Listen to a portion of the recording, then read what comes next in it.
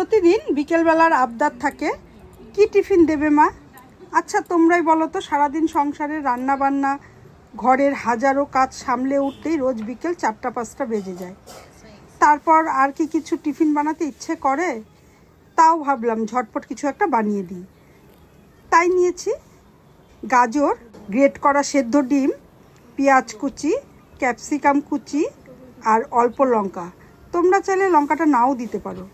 এভাবে সব কেটে রাখা সবজি মিশিয়ে তাতে একটু পিৎজা সস, একটু মেয়োনিজ, সামান্য চিলি ফ্লেক্স আর অরেগানো, এগুলো ঘরেই ছিল তাই আর কি দিয়ে দিলাম একটু টেস্টের জন্য।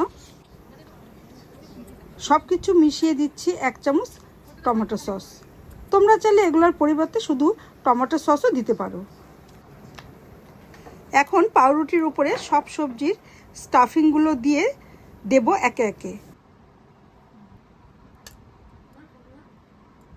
এখন একটু ছড়িয়ে দিচ্ছি সব কিছু। এখন দিচ্ছি চিজ। যত যাই বলো, বাইরের কোনো ক্যাফেতে যতই স্যান্ডউইচই খাও না কেন, বাড়িতে নিজের ইচ্ছে মতো সব কিছু দিয়ে বানিয়ে তৃপ্তি করে খাওয়া যায়। এবার তাওয়াতে বাটার ছড়িয়ে পাউরুটিগুলো দিয়ে দিলাম।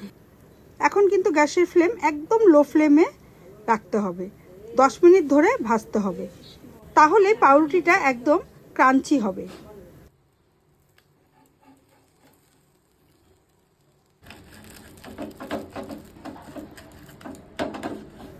দেখো, আওয়াজ শুনে হয়তো বুঝতে পারছো কতটা ক্রাঞ্চি হয়েছে। বাইরে থেকে এমন ক্রাঞ্চি আর ভেতরে এতটা সবজির পুরে ভরা, খেতে কিন্তু দারুণ হয়েছিল।